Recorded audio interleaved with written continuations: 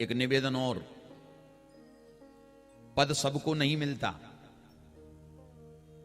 संसार में पद सबको नहीं मिलता। जिन पर ठाकुर जी कृपा करते हैं उनको पद मिलता है, लेकिन हकीकत यह है कि पद मिलने के बाद उस पद का सदुपयोग कितने करने वाले लोग हैं, यह बड़ा कम है, देखने को मिलता है। पद का दुरुपयोग करने वाले बहुत मिलेंगे, सदुपयोग करने वाले बहुत कम हैं। पद मिला है तो भैया खूब समाज की सेवा करो, खूब समाज में अच्छे कार्य कराओ, खूब समाज में लोगों के साथ प्रेम भाव बांटो। जहां समाज में कुछ कमी दिखाई देती है उसको पूरा करने की कोशिश करो, तो पद का सदुपयोग है। और केवल कमाने खाने पे ही आदमी लगा रहे तो समझ लो ये दुरुपयोग कर रहा है। और जो पद पाकर के पद का दुरुपयोग करते हैं, तो एक बात कान बोल के सुनना कि जितनी अच्छी तरह भगवान पद देना जानते हैं, उतनी अच्छी तरह भगवान पद को छीनना भी जानते हैं। बोलो राधे राधे। इसलिए ध्यानपूर्वक इंद्र ने कहा, अब तो हम भगवान से क्षमा मांगेंगे, उसी में आनंद बनेगा, क्योंकि मुझसे गलती तो हो ही गई है, लेकिन अब गलती को स्वीकार करके और क्षमा मांगूंगा। और समझदारी यही होती है। हम लोग इंसान हैं और इंसान में तो गलतियां स्वाभाविक हैं, बनती ही हैं, पर गलती बन जाए तो सबसे बढ़िया एक ही व्यवस्था है कि गलती के लिए क्षमा मांग लो। बस जिसका अपराध बना है, जिसकी प्रति हमने गलती करी है, उससे एक बार क्षमा मांग लो, तो भगवान भी कृपा कर देते कि चलो कम से कम एहसास तो किया, महसूस तो किया। अब होता अक्सर ऐसा है कि एक गलती को छुपाने के लिए दूसरी गलती करेंगे, एक झूठ को छुपाने के लिए दूसरा झूठ बोलेंगे।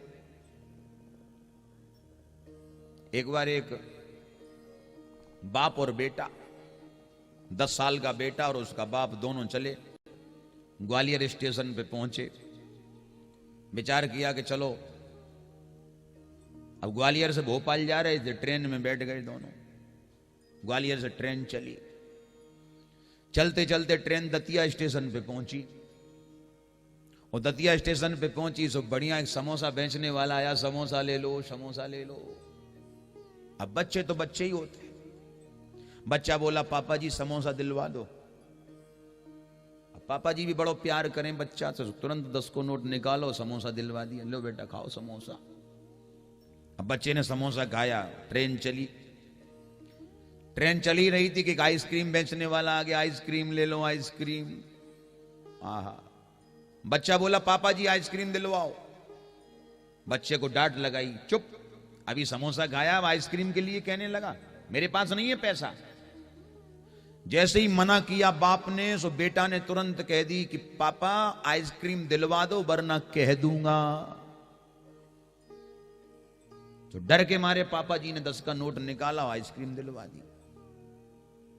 अच्छा, डिब्बे में जितने लोग बैठे थे वो ये सब लोग नाटक देख रहे थे कि बच्चा मांगता है और बाप मना करता है, और जब मना करता है तो बच्चा कहता है कि दिलवा दो वरना कह दूंगा। तो डर के मारे दिलवा देता है। ये चक्कर क्या है?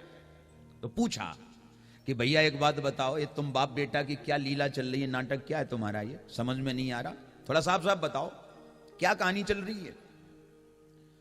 तो महाराज उसी समय बाप ने कहा कि समस्या ये है कि हम यात्री हैं 2, यानी हम और हमारा बेटा 2 लोग हैं, और टिकट लिया हमने 1, हैं हम 2 और टिकट लिया 1। तो ये बार बार धमकी देता है कि ये चीज दिलवा दो वरना टीसी से कह दूंगा, प्रेम से कहो राधे राधे। ये बिना टिकट यात्रा कर रहा है, और जितने का टिकट आता है उससे दुगुना खा चुका है। और यही हमारी समस्या है कि एक भूल को छुपाने के लिए दूसरी भूल करते हैं, एक गलती को छुपाने के लिए दूसरी गलती करते हैं। नारायण, इंद्र ने विचार किया गलती तो हो ही गई है, पर हमारे स्वामी बड़े कृपालु हैं, अगर उनकी शरण में हम चले जाएंगे तो वो हम पर जरूर कृपा करेंगे।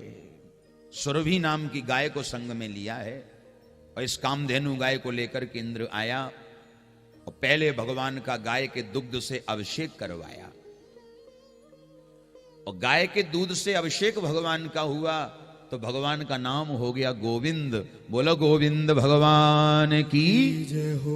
नाम गोविंद पड़ा। और नारायण, अब इंद्र ने बड़ी सुंदर भगवान की स्तुति गाई है।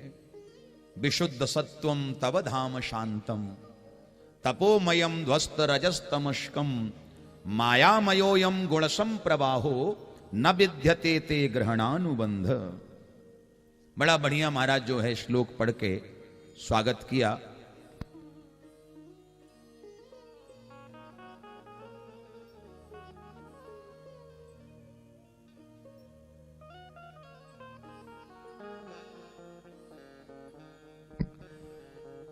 इंद्र ने 20 श्लोक पढ़ के भगवान की स्तुति गाई। 20 श्लोक पढ़े और 20 श्लोक पढ़े और पढ़ने के बाद जो है